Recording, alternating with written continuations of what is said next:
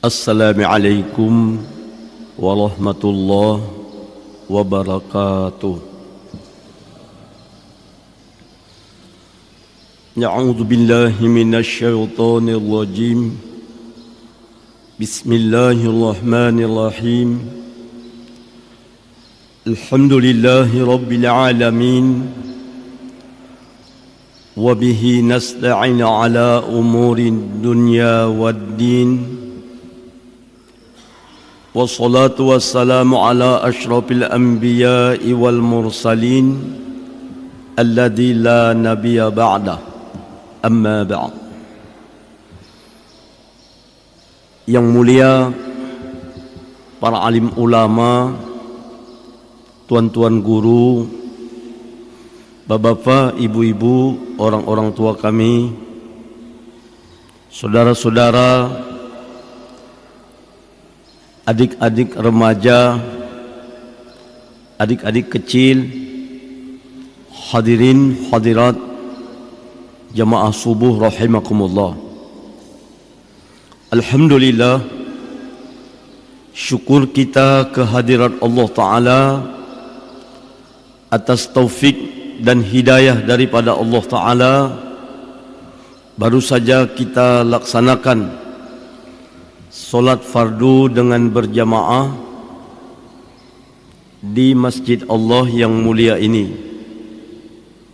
Nabi SAW bersabda, Salatul jama'ati afdal min salati fadhi bi 27 darajah.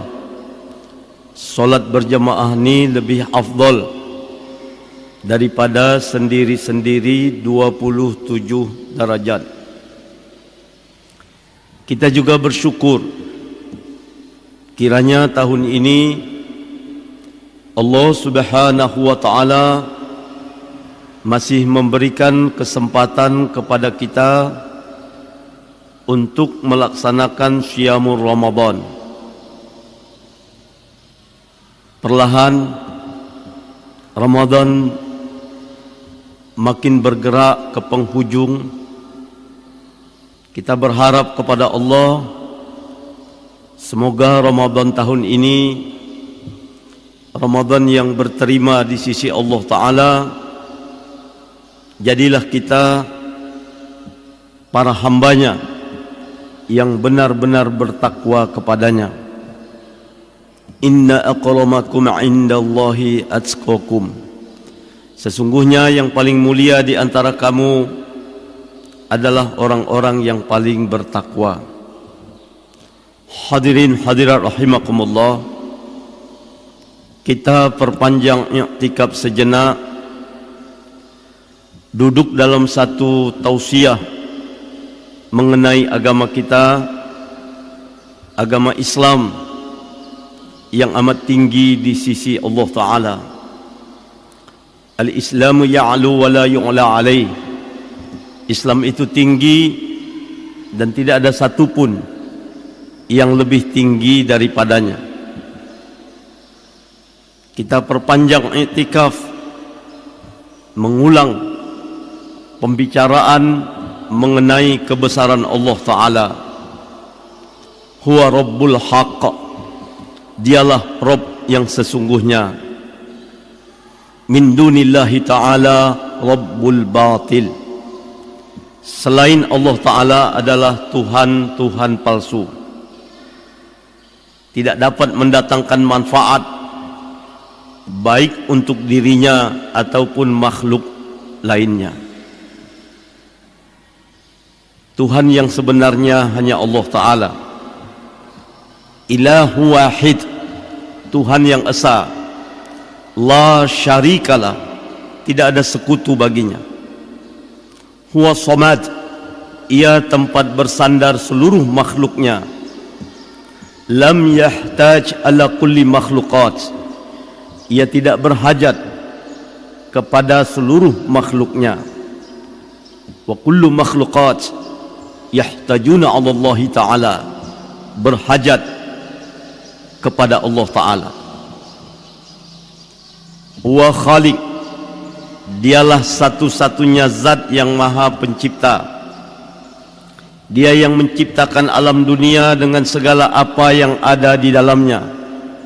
Dan Allah Ta'ala juga yang menciptakan alam akhirat dengan segala apa yang ada di dalamnya.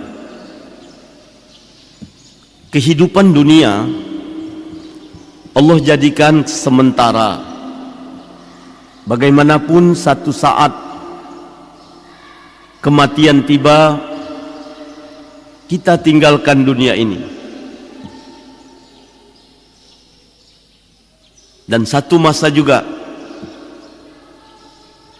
apabila hari kiamat tiba, berakhir pula umur dunia. Adapun alam akhirat, Allah Ta'ala jadikan abadan abada, selama-lamanya. Hadirin hadirat rahimakumullah, Allah yang Maha Rahman dan Rahim menginginkan kita hamba-hambanya, manusia dan jin, mulia bahagia, baik di dunia yang sementara, lebih-lebih di akhirat yang selamanya. Walaupun kehidupan dunia ini sementara, Allah Ta'ala tidak ingin kita hamba-hambanya hina dan sengsara. Apalagi pada kehidupan akhirat yang selamanya, Allah pun ingin agar kita mulia dan bahagia. Anbiya wal mursalin alaihimus salatu wassalam diutus silih berganti mengkhabarkan kepada manusia dan jin asbab kemuliaan, kebahagiaan di dunia dan di akhirat. Semua menyampaikan kabar yang sama, bahwa kemuliaan, kebahagiaan di dunia dan di akhirat hanya ada dalam dinul haq, dinul Islam, dalam iman dan amal soleh.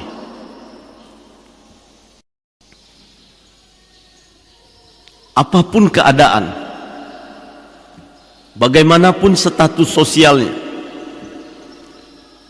kalau wujud agama yang hak, dia jalankan kehidupan dalam suasana iman dan amal yang dibuat dengan ikhlas dan istiqomah, maka di sanalah terletak keridhaan Allah Ta'ala.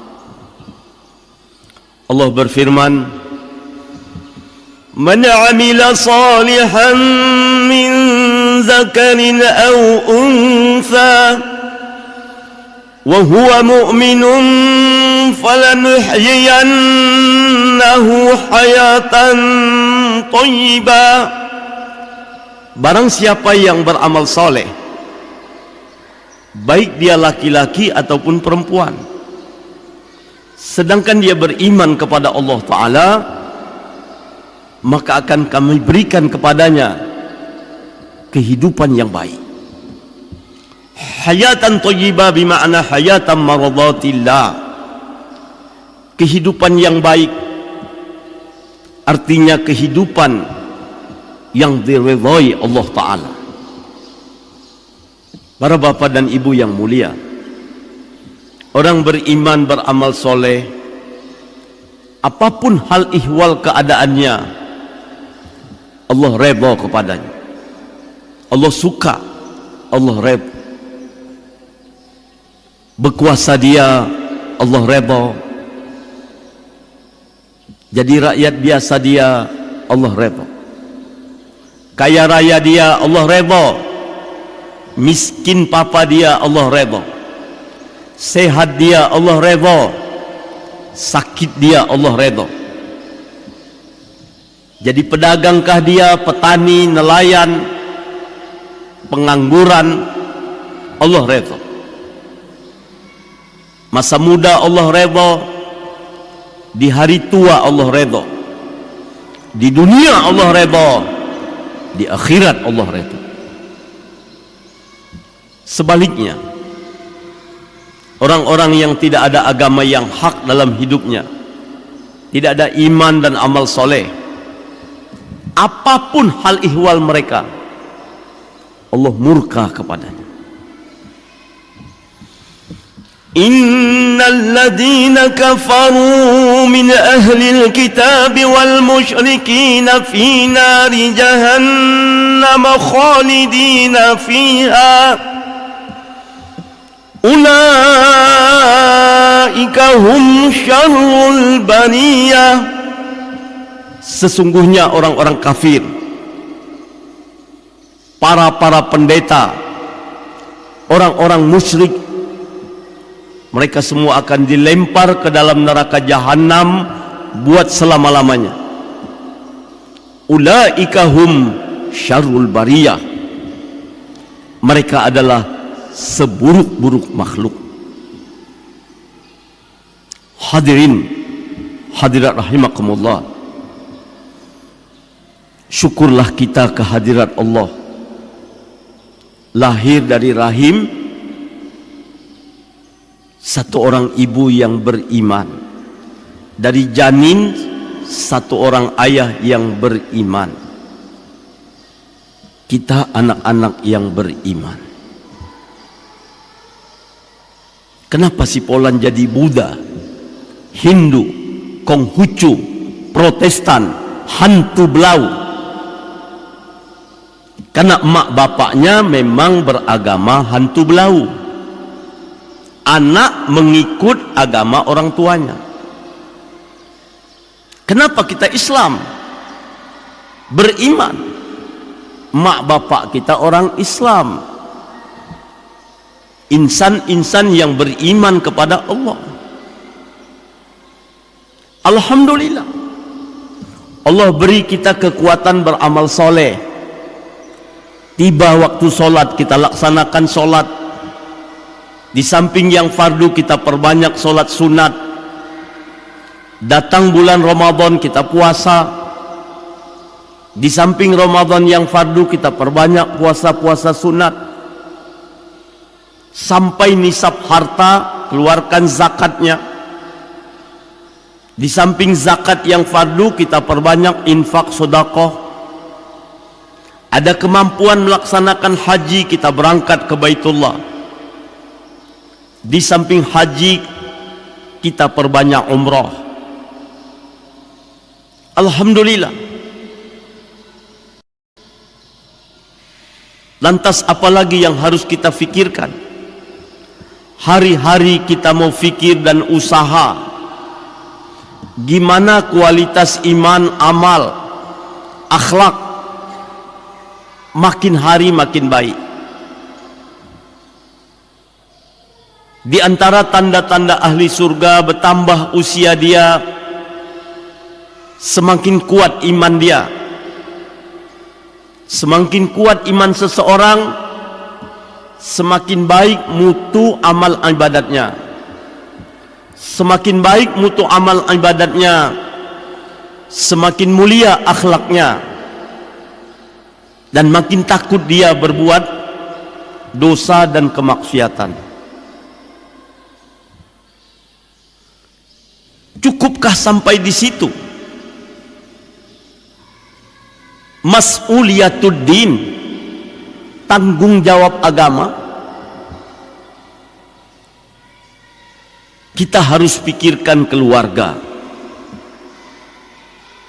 Di saat kita pikirkan diri kita, di saat yang sama kita pikirkan keluarga. Ya ayyuhalladzina amanu qu anfusakum wa ahlikum nara. Wahai sekalian orang-orang beriman, jaga dirimu dan keluargamu dari neraka Allah Ta'ala. Para mufassir membagi keluarga ini ada 3 bahagian. Keluarga yang sangat dekat, ini berada di ring 1. Siapa dia? Anak, istri, ayah, ibu, abang, adik, menantu, mertua, ipar, besan. Keluarga yang jauh sedikit, jiran tetangga. yang beriman. Yang jauh lagi, jiran tetangga yang tidak beriman, dan umat di seluruh alam, baik yang mukmin ataupun yang belum beriman. Orang tua yang berhasil di dalam Islam, orang tua bila maut tiba dia tinggalkan anak soleh lagi takwa. Nabi pernah tanya sahabat, tahukah kamu siapa orang mandul? Sahabat Saud, orang mandul adalah para wanita yang tak punya anak ya Rasul. Nabi bersabda, orang mandul, orang tua yang meninggal dunia namun belum sempat mempersiapkan satupun anak-anaknya memasuki surga Allah Ta'ala. Anaknya banyak, tapi semua jauh dari amal-amal agama. Apa sih manfaatnya punya anak banyak jika seperti ini modelnya? Baguslah gak usah punya anak.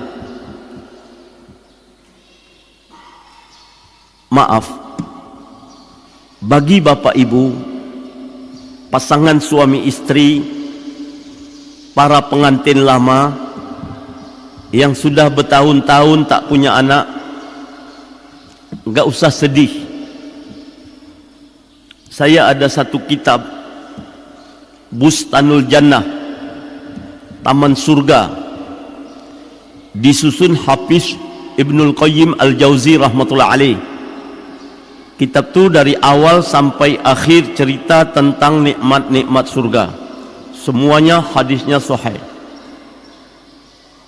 Ada satu hadis panjang ketika Nabi menceritakan berbagai macam nikmat-nikmat surga. Ada seorang lelaki yang bertanya, ya Rasulullah, adakah di surga nanti pasangan suami istri punya anak? Laki-laki ini dah lama berumah tangga tak punya anak, berobat ke sana kemari tak juga punya anak. Dia tanya, jawab Nabi SAW, ada. Bagi pasangan suami istri yang pengen punya anak, begitu terbetik di hati pengen punya anak, langsung istrinya hamil. Hamil cepat, lebih cepat dari balon ditiup. Kemudian lahir bayi seketika tanpa menunggu 9 bulan 10 hari. Lahir pun mudah, tidak ada keluar darah wilada, darah nipas, tidak memerlukan bantuan tenaga medis. Begitu lahir, anak membesar lebih cepat dari kedipan mata. Yang lelaki tampan, yang wanita cantik jelita. Akhlaknya mulia, dia kecup kening orang tuanya, Assalamualaikum abi, Assalamualaikum umi. Berapa banyak? Gak ada batas. Mau 10 orang, mau 10 juta, mau 10 miliar, mau 10 triliun, silahkan. Enggak apa-apa. 60-70 tahun di dunia enggak punya anak, enggak apa-apa. Nanti di surga punya anak banyak-banyak. Surga itu luas, jangan takut kesempitan. Kalau 10 triliun macam mana itu? Untuk orang yang malas beramal, hanya mengerjakan yang fardu-fardu, surganya itu kecil. Kecilnya itu 10 kali dunia ini. Nanti di surga punya anak banyak-banyak. Bapak-bapak yang mulia, maafkan saya, janganlah jadi suami yang bengis, kejam, sadis kepada istrinya gara-gara istri tidak punya anak. Sebentar-bentar marah, sebentar-bentar main tangan. Ini bukan kemampuan dia, ini kehendak Allah. Enggak apa-apa, 60, 70 tahun enggak punya anak, enggak apa-apa. Ini sandiwara hidup. Nanti di surga punya anak banyak-banyak. Namun kita yang diberikan Allah anak, ini amanah. Jangan jadi pengkhianat. Allah berikan kita anak yang suci. Jaga anak ini, kembalikan dia kelak dalam keadaan suci. Kullu mauludin yuladu alal fitrah, fa abawahu yuhawidani yunasirani au yumajjisani. Mak bapaknya menyebabkan dia jadi Yahudi, Nasrani ataupun Majusi. Tujuan berumah tangga dalam Islam bukan cuma untuk mencetak banyak anak, bukan. Kalau hanya untuk mencetak anak, maaf, babi lebih pandai dari kita. Babi kalau beranak nggak pernah 2, 8, 10, 12. Dan beranaknya bukan setahun sekali. Setahun bisa 2 kali, bisa 3 kali.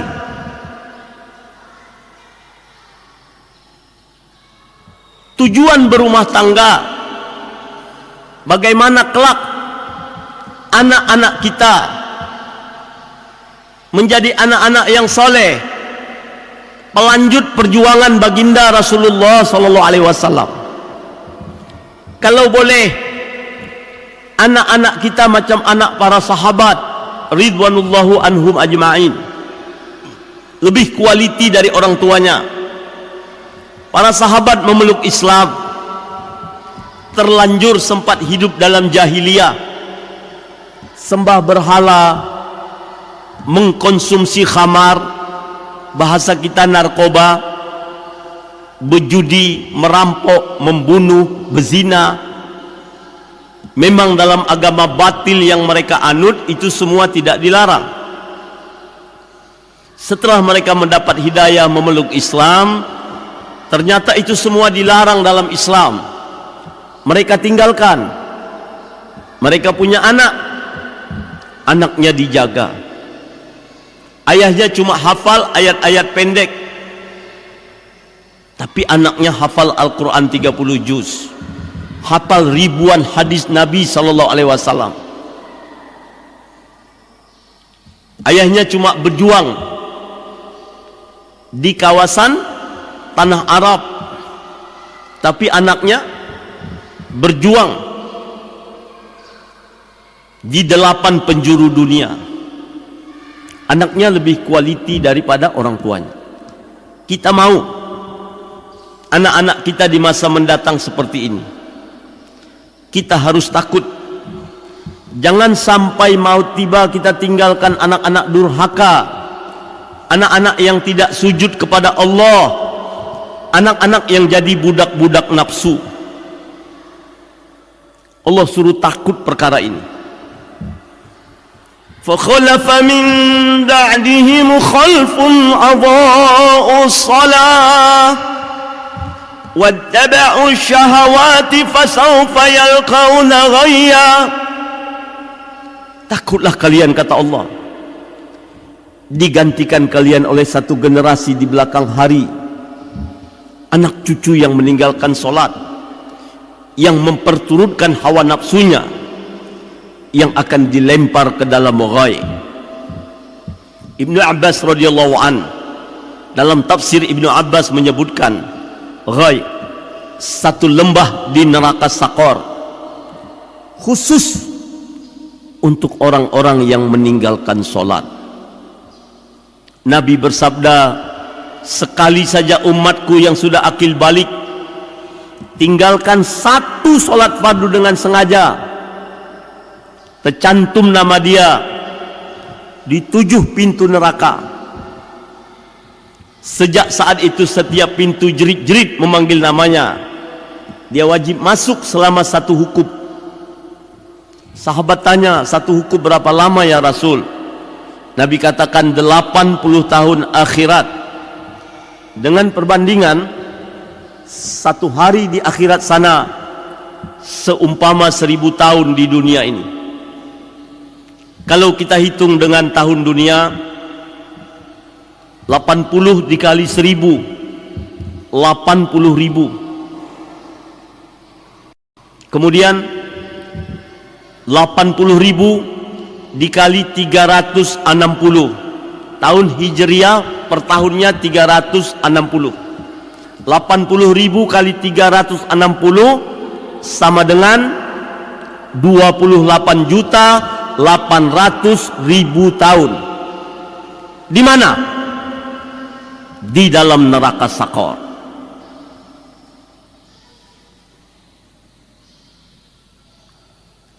Bapak dan Ibu yang mulia, apa nikmatnya surga Allah kalau buah hati kita tidak ada di sana? Sesibuk apapun kita mengurus dunia ini, jangan lupa mempersiapkan anak soleh lagi takwa. Ini kerjasama sepasang suami istri. Di dalam Al-Quran Allah menceritakan kisah baginda Ya'qub alaihissalam. Anaknya banyak, punya anak 12. Di awal sebahagian tingkah anaknya tidak baik, mendustain ayahnya, membuat makar, membunuh saudaranya Yusuf alaihissalam.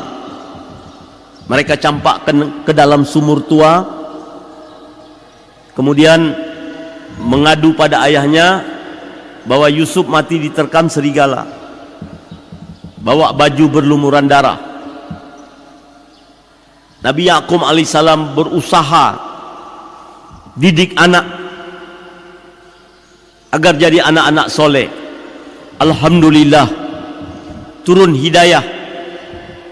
Anak-anak yang tak baik itu pada taubat jadi anak yang soleh, akhlaknya mulia. Tetapi Al-Quran menceritakan tatkala baginda Ya'qub alaihissalam hampir meninggal dunia, hatinya risau. Apa iya kalau aku mati anak-anakku ini tetap taat? Ataukah ketaatan selama ini karena ayahnya masih hidup? Dia kumpulkan anak-anak itu, dia tanya. Allah ulang dalam Al-Quranul Karim. Kata Syekh Qurtubi rahmatullah alaih di dalam tafsir Qurtubi, setiap kisah yang diceritakan Allah dalam Al-Quran pelajaran mahal buat umat ini. Ini bukan kisah pelipur lara, ini kisah tersimpan di Lauh Mahfuz. أم كنتم شهداء إذ حضر يعقوب الموت إذ قال لبنيه ما تعبدون من بعدي قالوا نعبد إلهك وإله آبائك إبراهيم وإسماعيل وإسحاق إلها واحدا ونحن له muslimun. Adakah kamu menjadi saksi, kata Allah, ketika baginda Ya'qub alaihissalam sakratul maut? Ya, kumpulkan anak-anak, anak-anak soleh, anak-anak takwa, anak-anak yang berakhlak mulia. Apa dia tanya? Siapa yang kalian sembah bila ayah mati? Derai air mata. Semua anak dia sahut, kami sembah Tuhanmu, Tuhan Ibrahim, Tuhan Ismail, Tuhan Ishak, Allah yang Maha Esa. Dan kami senantiasa sebagai orang-orang Islam. Baru hati dia tenang. Tinggalkan dunia dengan jiwa yang lapang. Anaknya taat, ayahnya risau. Ini orang tua yang paham agama, mengerti arti hidup. Hari ini na'udzubillah min zalik, sebahagian besar orang tua bisa tidur nyenyak anak-anaknya sudah akil balik, di sebelah dinding kamarnya tidak ada yang sujud kepada Allah. Gadis-gadisnya keluar rumah dengan membuka aurat, pakaiannya ketat, menghumbar syahwat. Mak bapaknya bisa tidur nyenyak. Siang hari istri goyang-goyang kaki depan TV, nonton sinetron. Suami pergi ke lapangan bola sana, berteriak-teriak nonton bola. Anaknya sedang berjalan menuju jahanam, bapaknya sempat nonton bola.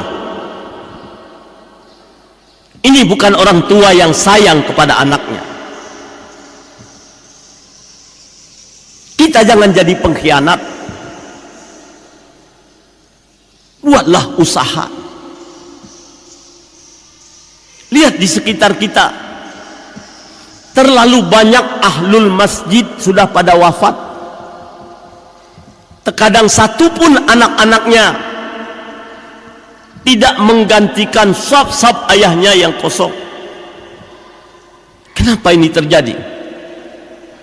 Karena tidak diupayakan semasa hidup.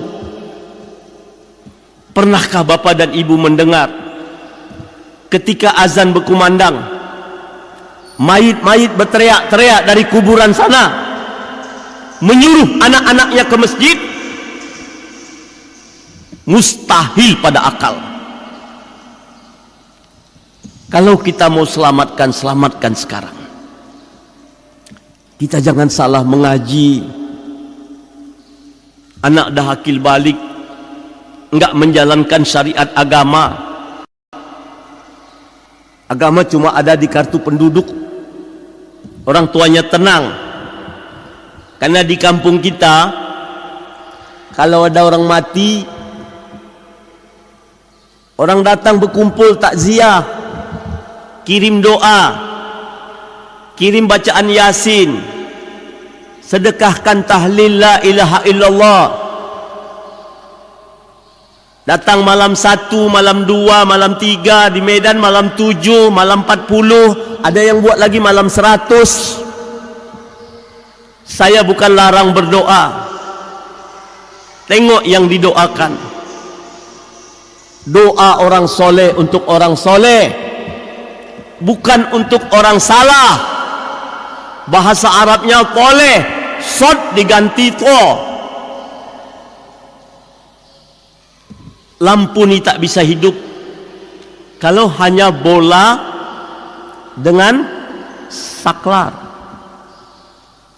Harus ada wayar penghubung ke pusat listrik.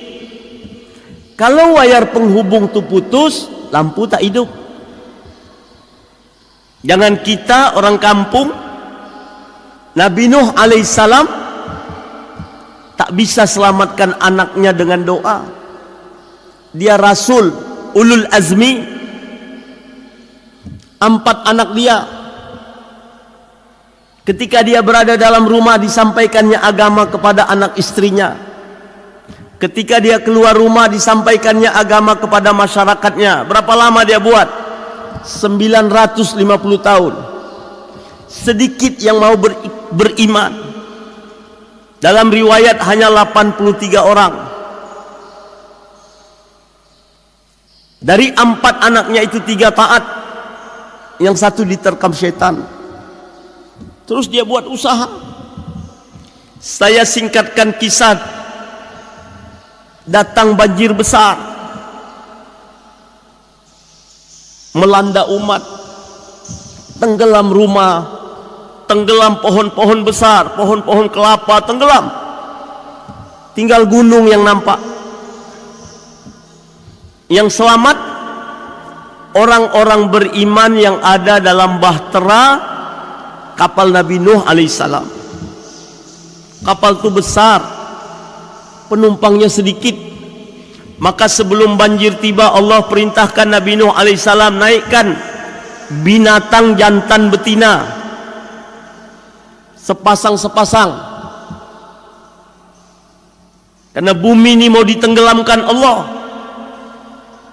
termasuklah binatang yang ada dalam bahtera itu anjing dan babi. Syarat naik dalam bahtera itu harus ada iman. Tak ada iman tak boleh naik.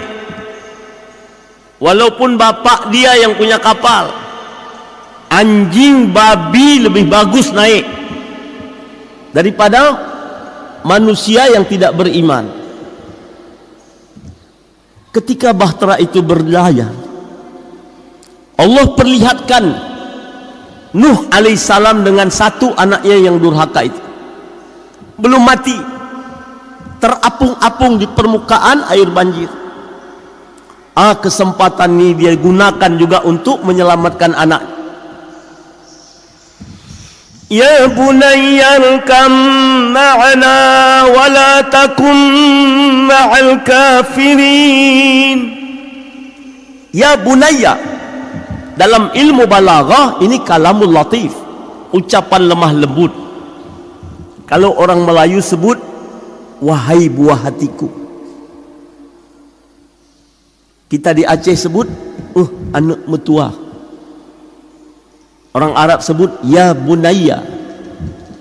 Ini ucapan lemah lembut. Derai air mata bujuk anak, gabung nak dengan kami dan kau ikut orang-orang kafir. Apa jawab anak? Sambungan ayat ini jawaban si anak. Ayah panggil dengan derai air mata, lemah lembut dan kasih sayang. Tapi anak saud, senggah ayah. Qala sa'awi ila jabali ya'siruni minal ma'.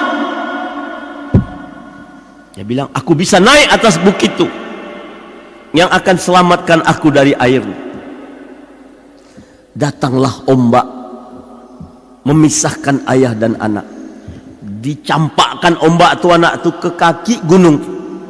Dipanjatnya gunung itu, dipanjatnya sampai ke puncak. Allah perintahkan air naik, tenggelamkan gunung itu. Gunung itu pun tenggelam. Mati anak itu dalam kedurhakaannya. Muncul perasaan seorang ayah, ayahlah namanya. Ditengadahkannya tangannya, doa kepada Allah agar anaknya itu dia maafkan, dimasukkan ke dalam surga. Doanya tidak diijabah Allah, padahal dia seorang Rasul Allah, ulul azmi, malah kena tegur.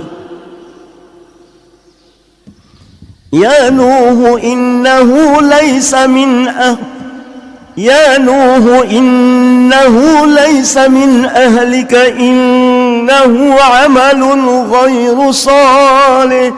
Wahai Nuh, itu bukan anakmu lagi, karena sesungguhnya amal dia tak soleh. Nuh istighfar, minta ampun pada Allah atas kesilapannya mendoakan anak durhaka itu.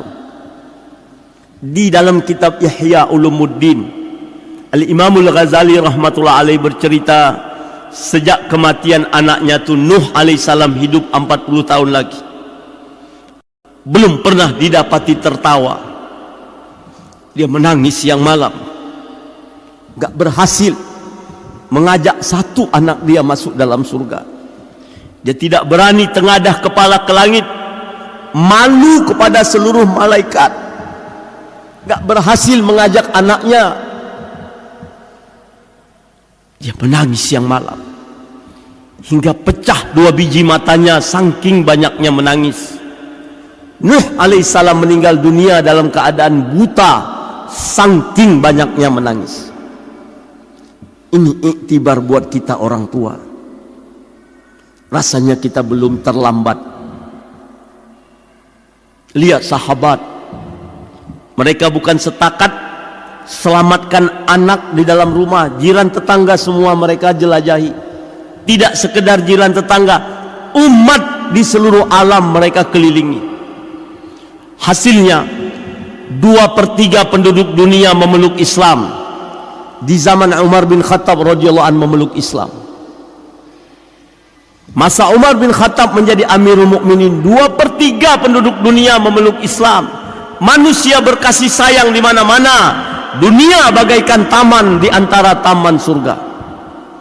Kubur sahabat saksi sejarah. Mana-mana sahabat pergi, Islam tumbuh subur di sana. Saya contohkan 50 orang sahabat Nabi berkubur di Soviet, dipimpin Sa'ad bin Ma'as radhiyallahu an bergerak menuju Soviet. Sampai Soviet mereka nggak tahu bahasa Soviet, orang Soviet tak tahu bahasa Arab.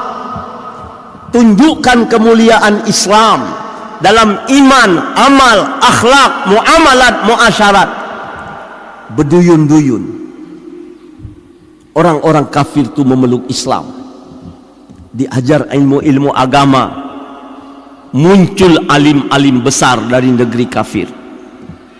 Imam Bukhari orang Soviet, Imam Tirmizi orang Soviet, Imam Nasai orang Soviet, Abu Laith Samarkandi rahmatullah alaih orang Soviet.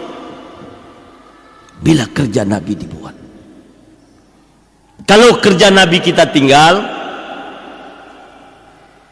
dari rumah-rumah orang taat, bahkan tidak menutup kemungkinan dari rumah-rumah alim ulama muncul anak-anak bejat menentang agama. Na'udzubillah min zalik. Sepasang suami istri luar biasa taat mengamalkan agama. Suami hafal Quran, bisa baca kitab kuning, istri pun hafizah, bisa baca kitab. Luar biasa taatnya. Tapi mereka tidak sampaikan agama kepada anak. Dari kecil anak-anak dibiarkan hidup tanpa suasana agama. Berapa lama orang tua yang taat itu hidup? 60-70 tahun mati. Ketika mayatnya diangkat keluar rumah, agama pun ikut keluar. Anak-anak membesar tanpa suasana agama. Yang laki jadi lajang, yang perempuan gadis. La yabqa minal Islam illa ismu. Tak tinggal Islam kecuali nama. Dapat jodoh, modelnya macam itu juga. Jumpa di gelap-gelap, berpisah di gelap-gelap. Hasilnya lahir cucu gelap di luar nikah. Cucu ini hancur Islamnya. Kenapa hancur? Karena mak bapaknya memang tidak amalkan Islam. Apa sebab ini terjadi? Karena kakek dan neneknya dulu tidak sampaikan Islam di situ. Di satu masjid, orang yang sholat berjamaah ada 2 atau 3 saf banyaknya. Padahal kalau dikumpulkan yang di luar masjid, yang tidak sujud kepada Allah, mungkin ada 30 atau 40 saf banyaknya. Yang 3 saf dalam masjid cukup puas dengan ibadat sendiri. Gak ada fikir, gak ada risau, gak ada usaha, gak ada doa. Berapa lama mereka hidup? Satu-satu mati, satu-satu mati. Akhirnya masjid terkunci, tidak terdengar azan 5 waktu. Siapa salah? Orang yang di luar masjid pasti salah, yang di dalam lebih salah lagi. Kenapa tidak diusahakan yang di luar supaya masuk? Keluarga kita yang tidak taat dengan agama, masyarakat kita yang jauh daripada amal agama, belum tentu mereka penghuni neraka.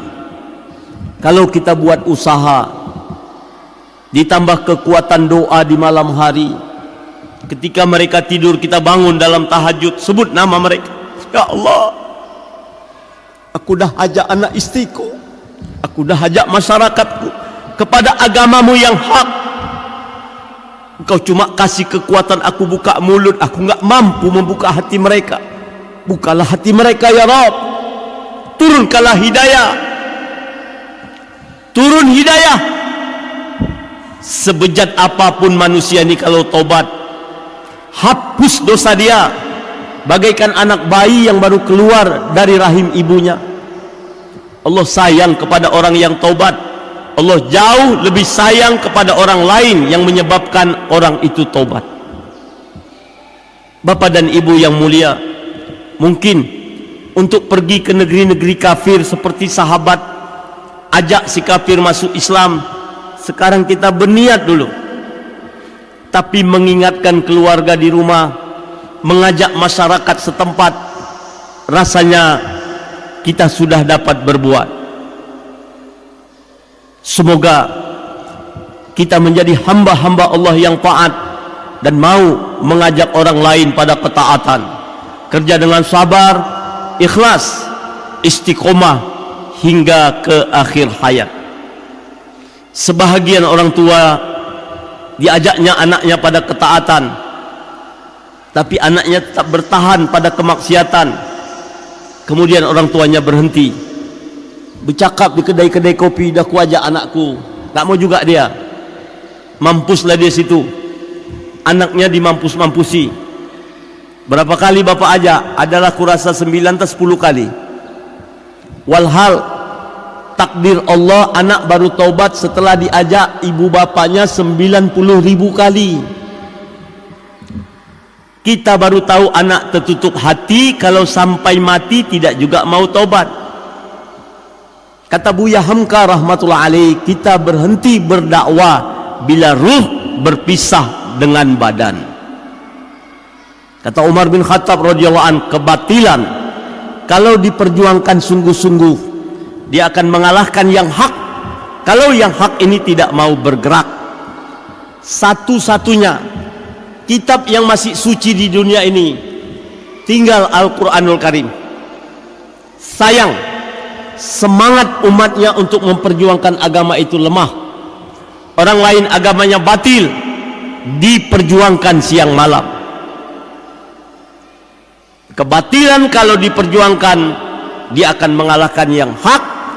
Kalau yang hak ini tidak mau bergerak. Bapak-bapak, ibu-ibu yang mulia, di dunia ini ada satu paham ateisme, tidak mengakui adanya Tuhan. Bukan Buddha, bukan Hindu, bukan Konghucu, bukan Protestan, bukan Katolik. Dia katakan Tuhan tidak ada. Dunia ini terjadi dengan sendirinya, dan maut akhir segalanya. Tidak ada kehidupan di balik kematian. Pencetus ide gila ini namanya Karl Marx. Ketika dia sampaikan ide gilanya itu, dia bergerak seorang diri. Dia pergi ke kampung Buddha, orang tu pukuli dia, berlumuran darah. Dia pergi ke kampung Kristen, dilempari batu. Dia pergi ke kampung Islam, diusir. Dia bergerak terus. Sekarang dia sudah mati. Lebih 70 negara di dunia ini membebek di belakang Karl Marx, Tuhan tidak ada. Dunia terjadi dengan sendirinya. Puluhan juta orang berada di belakang Karl Marx. Dia bergerak seorang diri. Inilah kebatilan kalau diperjuangkan sungguh-sungguh. Dia mengalahkan yang hak kalau yang hak itu tidak mau bergerak. Semoga kita ada gairah, ada semangat, paling kurang mengajak keluarga dan masyarakat kita kepada amal agama ini. Kerja dengan sabar, ikhlas, istiqomah hingga ke akhir hayat. Demikian Bapak dan Ibu, lebih dan kurang mohon maaf, kepada Allah kita sama mohon ampun. Kita tutup majlis dengan kifaratul majlis. Subhanallah wa bihamdi, asyhadu an la ilaha illa anta, astaghfiruka wa atubu ilaik. Assalamualaikum warahmatullahi wabarakatuh.